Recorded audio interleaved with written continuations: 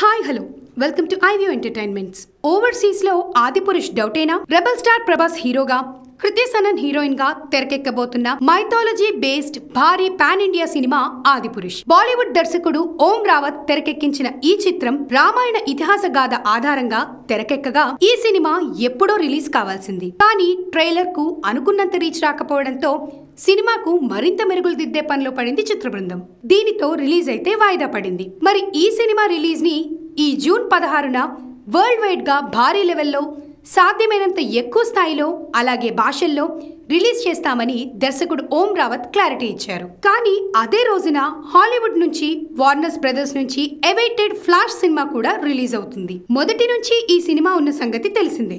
అయితే రీసెంట్ గానే ఈ సినిమా ట్రైలర్ ని రిలీజ్ చేశాక అంచనాలు మరింత పెరిగాయి. దీనితో ఓవర్సీస్ మార్కెట్ లో మాత్రం ఆదిపురుష్ కి వసూళ్లు కొంచెం కష్టమే అన్నట్లు తెలుస్తోంది. ఆదిపురుష్ లాంటి సినిమాకి ఓవర్సీస్ మార్కెట్ వసూళ్లు కూడా చాలా కీలకం.